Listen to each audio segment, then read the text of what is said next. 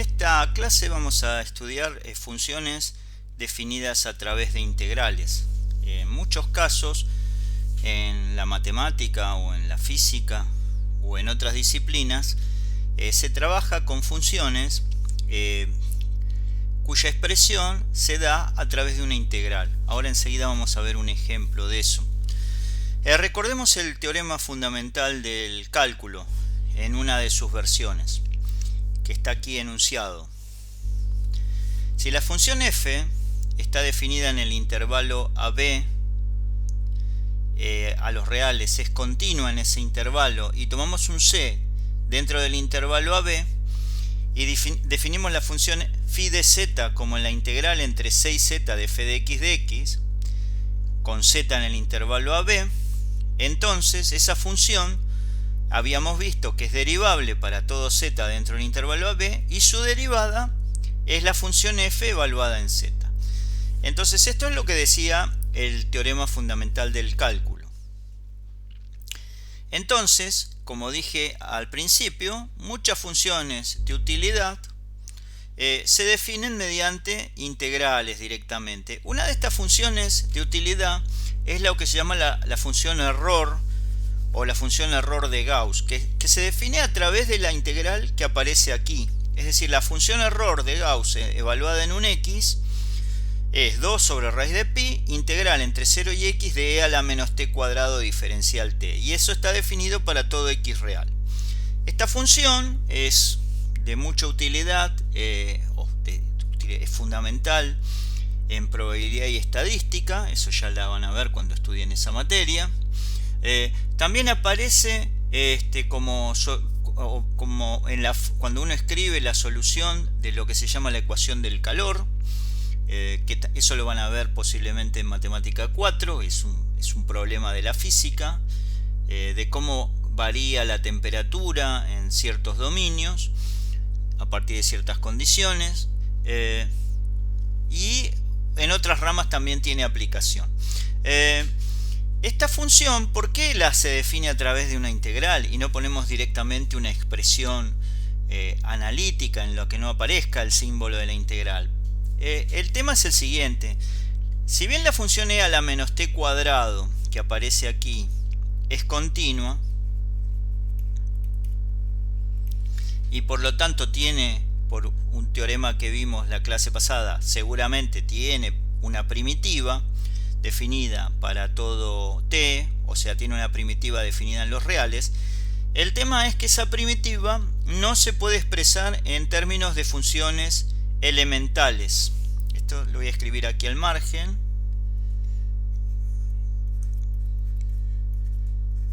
Esta integral indefinida no se puede expresar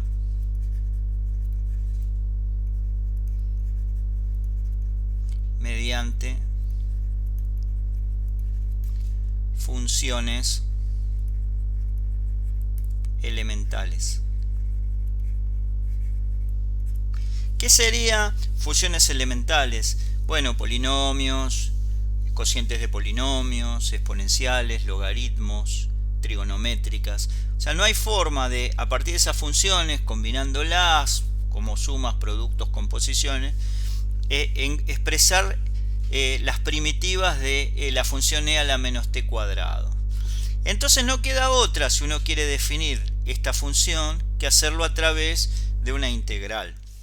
Igualmente eso no va a ser obstáculo para estudiar esta función error, poder graficarla, poder derivarla, etc. ¿Por qué? Porque de hecho la podemos derivar utilizando el teorema fundamental del cálculo, ya que, como dijimos, e a la menos t cuadrado es continua, y entonces la función entre 0 y x sería esta función phi que definimos acá, y su derivada es f en z, si está integrado entre 6z. Como acá está integrado entre 0 y x, la derivada va a ser e a la menos x cuadrado.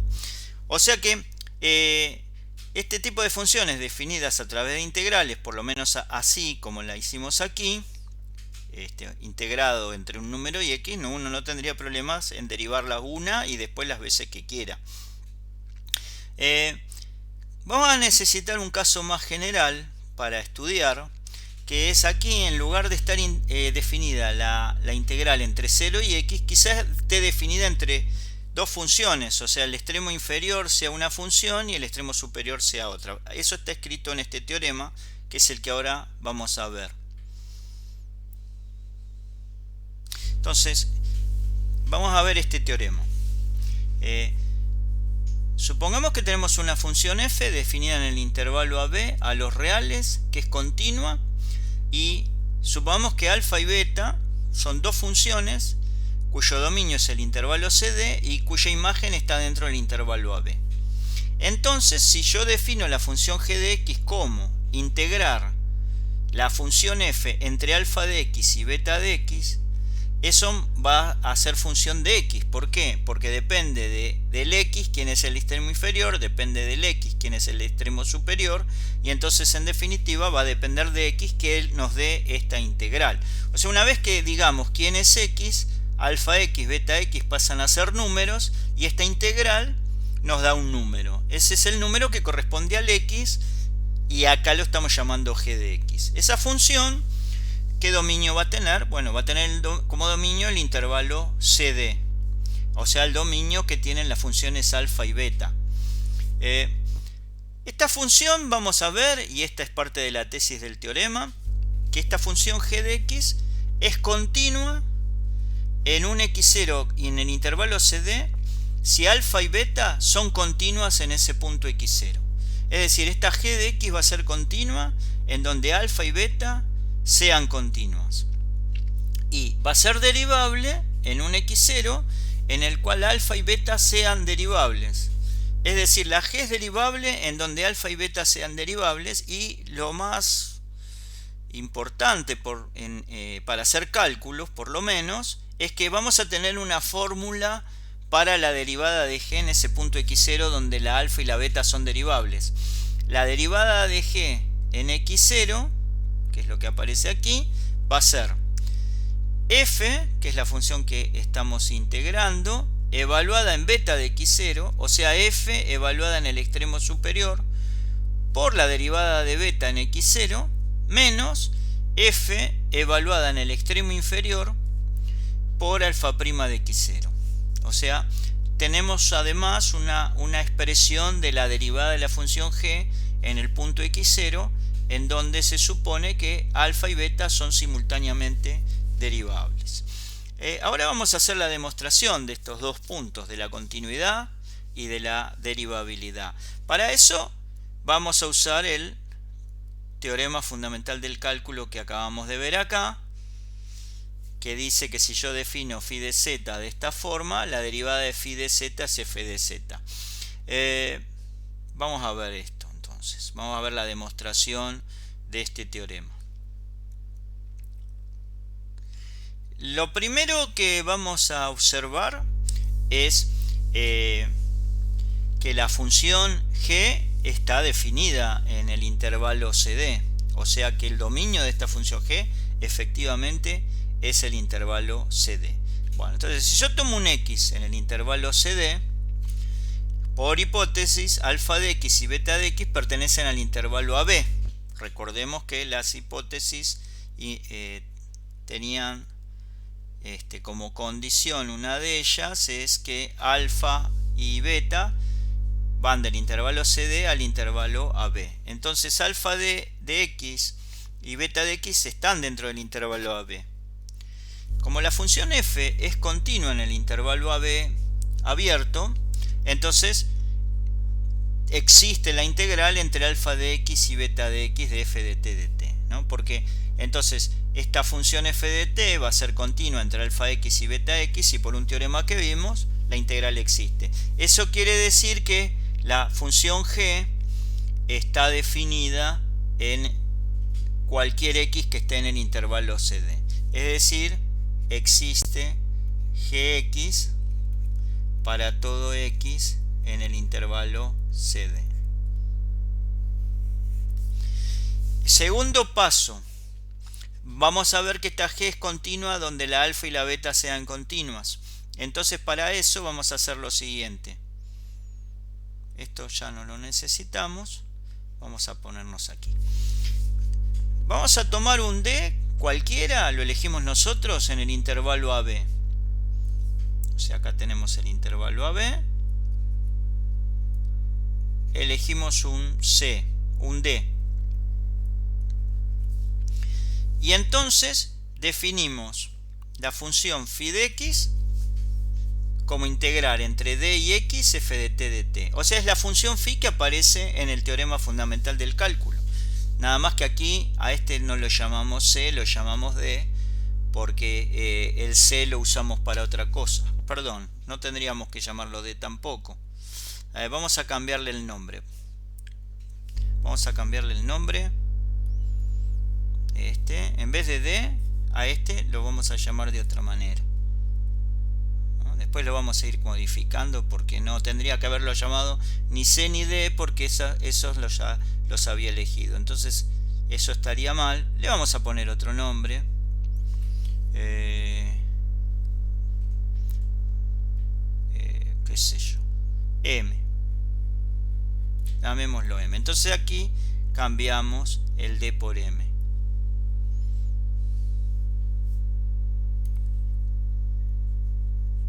Y entonces la phi de x es integral entre m y x, donde m es un número que está entre a y b. Bueno, entonces, por el teorema fundamental del cálculo, la derivada de phi en x es f de x, cualquiera sea el x en AB. Con lo cual esta función phi es continua en el intervalo AB. Entonces, vamos a hacer lo siguiente. Acá yo le cambié el d por m porque el d ya lo habíamos usado. Entonces lo tenemos que cambiar aquí también. Se lo vamos a cambiar aquí.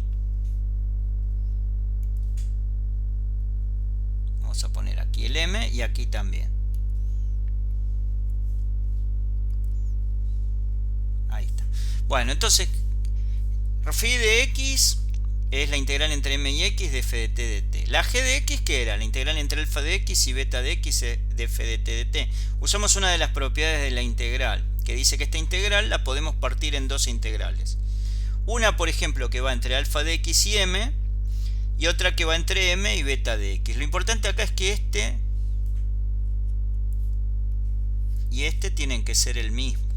O sea, para poder partir la integral en dos, tengo que poner el mismo aquí que aquí, y estos dos extremos son los que aparecen aquí.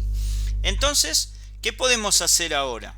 Una vez que tenemos expresada g de x como esta suma de dos integrales, aquí podemos dar vuelta los extremos de integración. Para dar vuelta a los extremos de integración tenemos que ponerles un menos delante.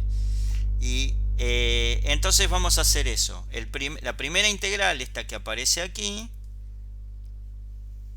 vamos a cambiar el orden de los extremos de integración poniendo un menos delante y la vamos a escribir para que quede más lindo en segundo término. Entonces nos va a quedar esto.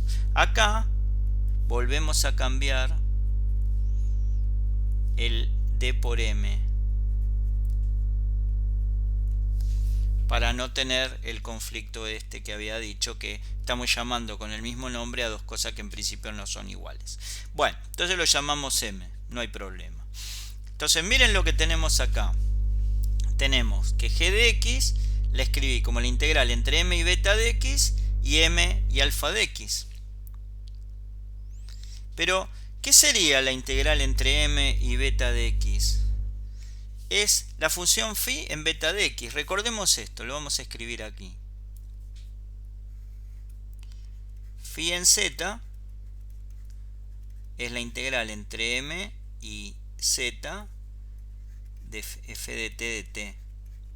Y entonces phi en beta x es la integral entre m y beta x, ¿no? Porque lo importante acá no es el nombre de las cosas, sino la relación que cumplen.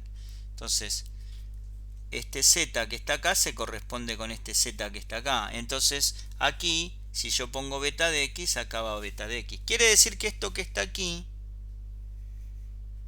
es phi en beta de x, y por la misma razón esto es phi de alfa de x. Quiere decir que la función g de x la puedo escribir como phi en beta de x menos phi en alfa de x, y eso es lo mismo que phi compuesta con beta en x menos phi compuesta con alfa en x.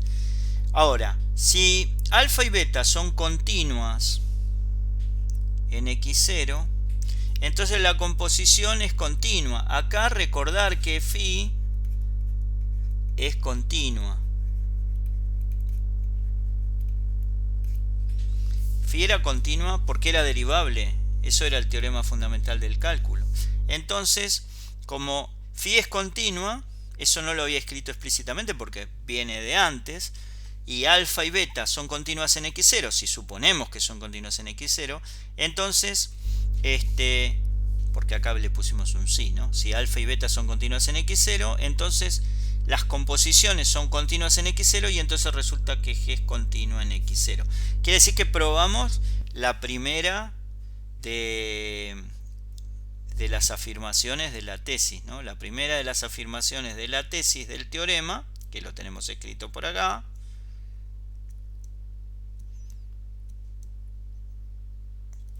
es que G es continua en x0 perteneciente a C y D si alfa y beta son continuas. O sea que si se cumple que en x0 alfa y beta son ambas continuas, la función G resulta continua. Ahora lo que vamos a probar es que si alfa y beta son derivables en x0, entonces G es derivable y su derivada da la expresión que tenemos escrita aquí.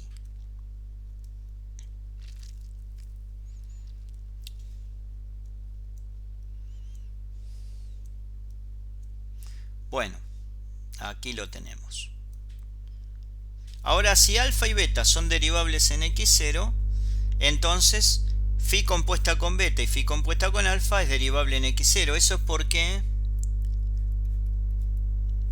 phi' en un z cualquiera era f de z. Entonces eso que está diciendo que la función phi es derivable. Entonces, si alfa y beta son derivables y la phi es derivable, entonces las composiciones son derivables y como la G es la resta, G es derivable en x0. Entonces queda probado que es derivable en x0. Y ahora vamos a la fórmula. ¿Qué es G' en x0? Es la derivada de phi compuesta con beta en x0 menos la derivada de phi compuesta con alfa en x0. Eso por la regla de la cadena.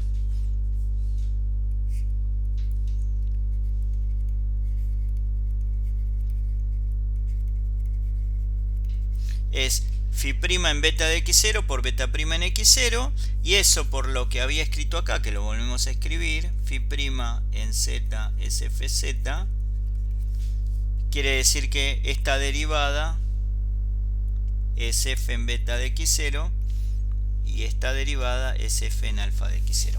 Con lo cual quedó probado el resultado que habíamos dado. Entonces, lo vamos a resumir de esta manera.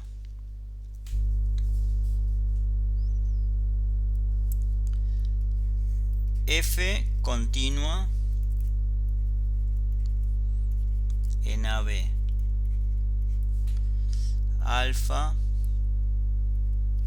beta van de un CD a la B. Y G de X es la integral entre alfa X y beta X de f de t dt. Todo esto implica G continua donde alfa y beta sean simultáneamente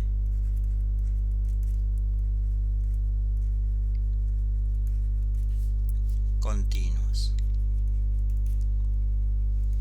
Quiere decir que si alfa y beta son continuas, la G es continua en todo su dominio. Y G derivable donde alfa y beta sean ambas derivables.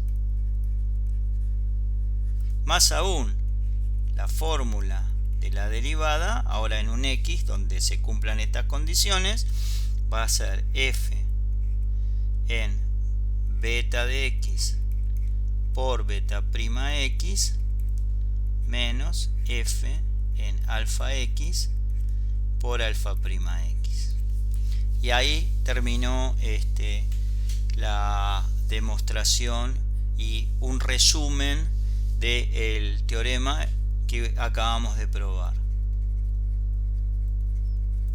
Bueno, ahora lo que vamos a hacer es aplicar este teorema a un par de situaciones que pueden ser de interés.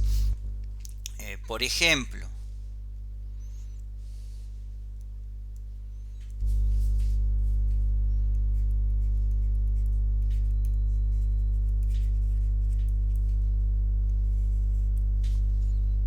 calcular límite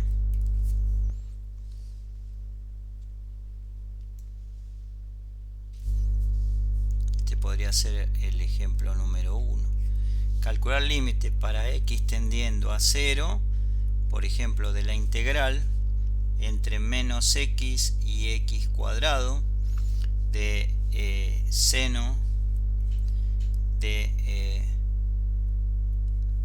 raíz cúbica de t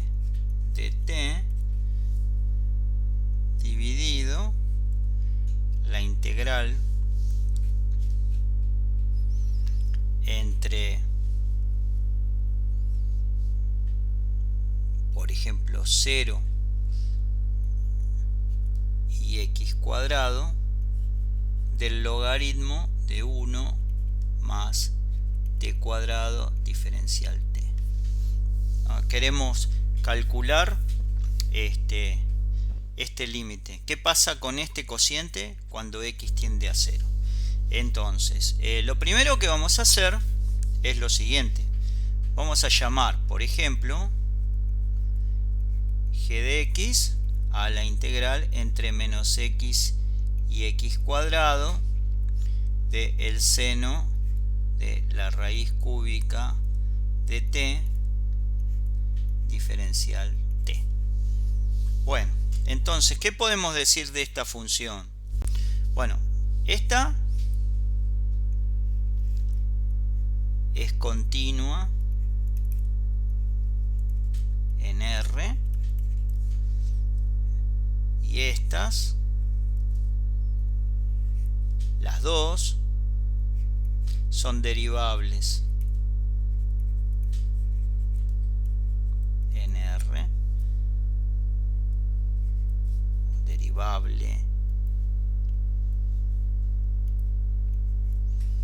y esta es derivable en R. Entonces, este sería el alfa de x, el beta de x, y esta es la f de t. Entonces, ¿qué conclusión podríamos sacar? Podríamos concluir que g es continua y derivable en R. Entonces, esa es la primera cosa que podríamos decir. Es más, hasta podríamos decir cuánto vale su derivada. ¿Cuánto vale g' en x? Bueno, ¿qué valía g' en x? Vale, según esta fórmula, que la tenemos acá, la función que estoy integrando en el extremo superior por la derivada del extremo superior menos la función que estoy integrando en el extremo inferior por la derivada. Con lo cual, ¿esto qué nos daría?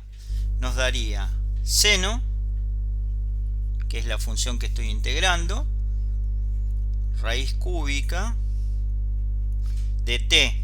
T lo tendría que reemplazar por el extremo superior,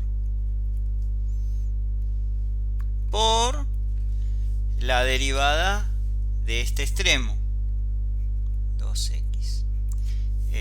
Si quieren, como recordatorio, llamando beta de x a x cuadrado, esto que está aquí, o mejor dicho, vamos a hacer lo siguiente para aplicarlo y que se entienda.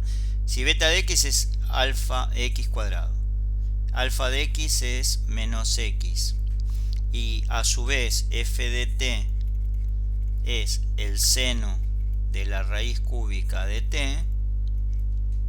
Entonces acá lo que tenemos es f en beta de x. Y esto es beta prima de x. Lo escribimos así para que se entienda bien. Pero en las próximas ya lo aplicamos en forma más automática para que sea menos engorroso. Menos. Y ahora, ¿qué tendríamos que hacer? F en alfa de x, o sea que seno de la raíz cúbica de menos x, por la derivada de menos x, que es menos 1. Entonces acá pusimos f en alfa de x y acá pusimos alfa prima de x. Entonces ahí tenemos la derivada g' en x, que vamos a resumirla como 2 por x por seno de x a la 2 tercios menos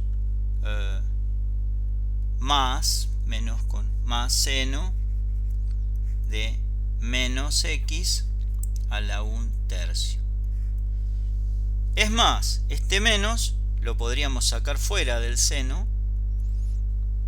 Entonces podemos borrar acá.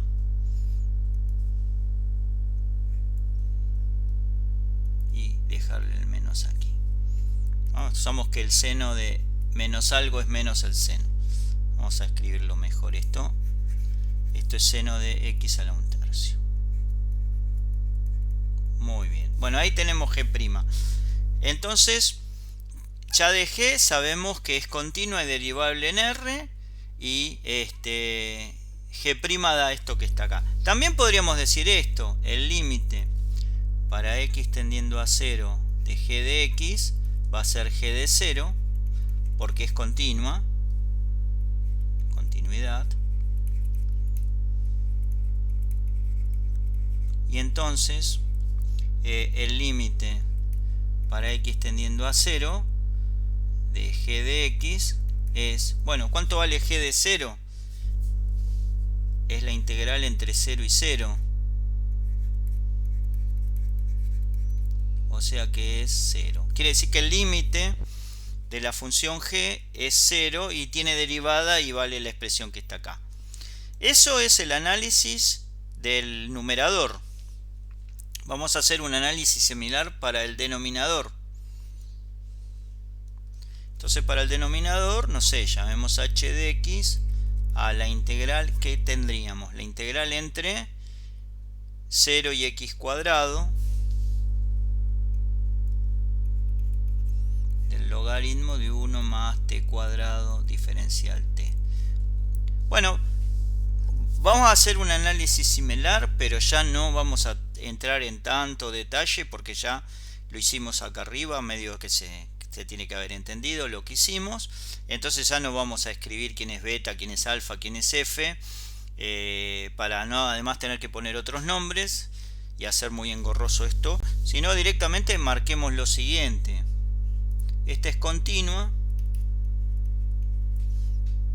esto obviamente es continua y derivable, esta es continua y derivable. Entonces eso implica h continua y derivable para todo x real.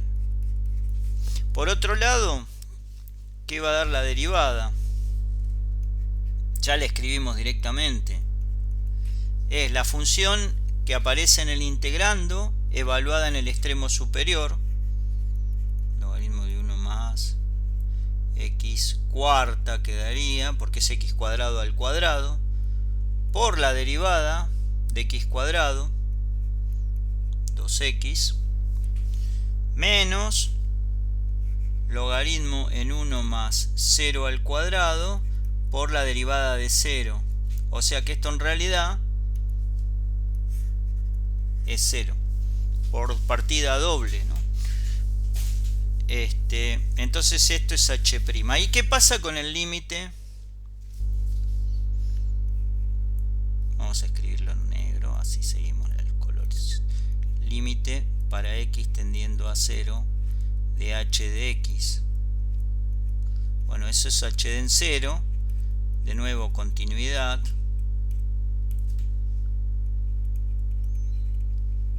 Y eso es la integral entre 0 y 0.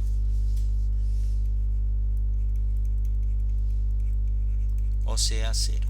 Quiere decir que tanto el numerador como el denominador tienden a 0, pero tienen derivadas. Y las derivadas las tenemos escritas acá. Entonces, ¿qué vamos a tener? Ahora vamos al límite que nos interesa. El límite que nos interesa, que es este que está aquí, este que está aquí, recordemos con la notación que acabamos de emplear que la parte superior la llamamos g de x y a la parte inferior la llamamos h de x. Entonces, ¿qué va a pasar con este límite?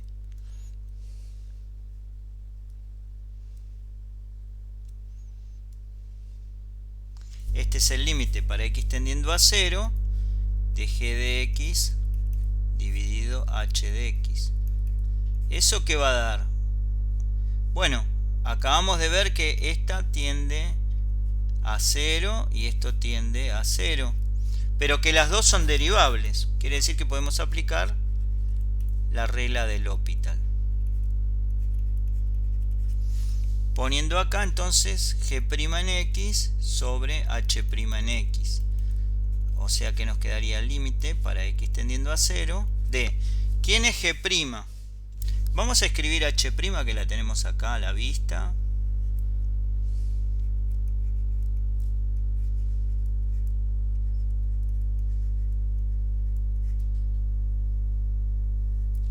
Acá tenemos el h'. Y ahora escribimos el g'. G' es 2x seno de x a la 2 tercios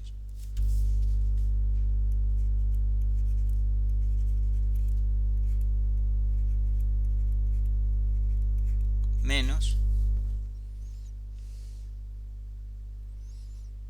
seno de x a la 1 tercio.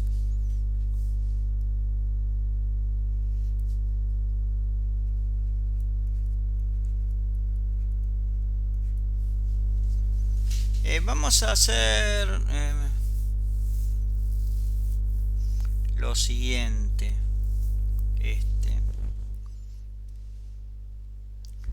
Vamos a hacer unas cuentas, una manipulación acá, como para que sea más sencillo ver qué está pasando en estas cuentas y poder concluir esto.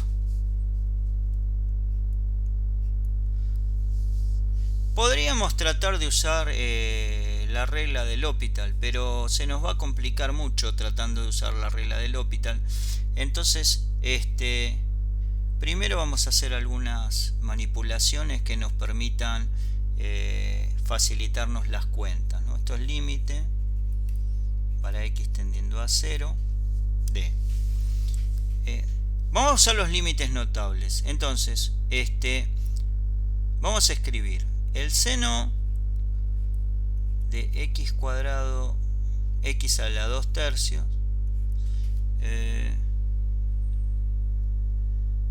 lo vamos a dividir por x a la 2 tercios. Entonces eso ya sabemos que va a dar 1. Pero lo tenemos que multiplicar por x a la 2 tercios. Entonces acá lo que nos va a quedar es un 2x que ya estaba por x a la 2 tercios. Menos. Lo mismo vamos a hacer con este. 1 tercio. Lo vamos a dividir por x a la 1 tercio. Y acá vamos a poner el x a la 1 tercio. Todo esto dividido. 2 por x. A este logaritmo lo vamos a dividir por x a la cuarta. Y acá vamos a poner un x a la cuarta. Entonces ya sabemos que estos términos, estos cocientes tienden a 1. No los podemos reemplazar, pero sí sabemos que tienden a 1. Y eso va a ser importante. Ahora lo que vamos a hacer es lo siguiente. Vamos a escribir en forma más sencilla las cosas. Entonces, ¿qué nos va a quedar? Seno de x a la 2 tercios dividido x a la 2 tercios por 2x a la... Bueno, 2 tercios más 1 son 5 tercios. Menos seno de x a la 1 tercio sobre x a la 1 tercio por x a la 1 tercio.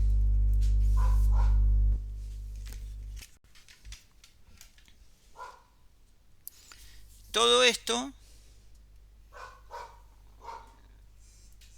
va a ir dividido 2 por x a la quinta por el logaritmo de 1 más x cuarta sobre x cuarta. No se pueden reemplazar estos cocientes por 1 porque eso es tomar límite a destiempo y está mal.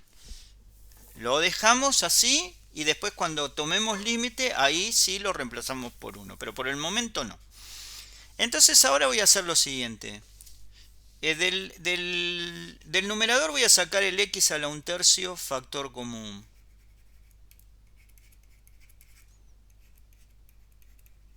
Entonces nos va a quedar seno de x a la 2 tercios sobre x a la 2 tercios por 2. Si yo saco un x a la 1 tercio, le tenemos que restar 1 tercio al 5 tercios y entonces eso nos va a dar 2 tercios. Si yo no estoy haciendo las cuentas mal, acá hay un error. No sé, no, sí, estaba bien. X a la 2 tercios más 1 eran 5 tercios, estaba bien. Y 5 tercios menos 1 tercio, perdón, son 4 tercios.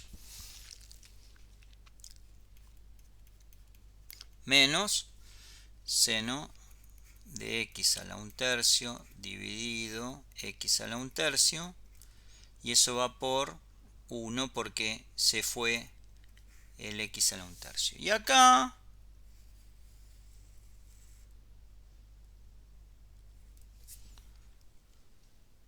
vamos a poner el 2x a la quinta por el logaritmo de 1 más x a la cuarta dividido x a la cuarta.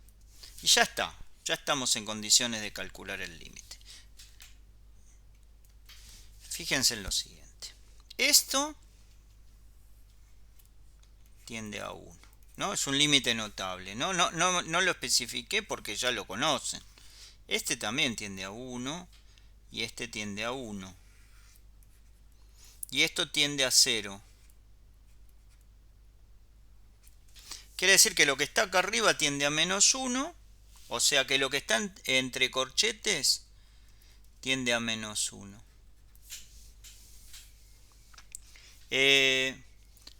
Aquí podemos cancelar el 1 tercio. Y acá nos va a quedar 5 menos 1 tercio. 5 menos 1 tercio. Y esos son 15 menos 1 sobre 3. Y esos son 14 tercios. O sea que acá quedan 14 tercios. Entonces, ¿qué pasa? Esto tiende a 0. Este se fue, digamos. Y entonces, ¿esto qué nos da? El de arriba tiende a menos 1. Este tiende a 1. Esto tiende a 0. Esto da infinito. Quiere decir que el límite original que estábamos buscando,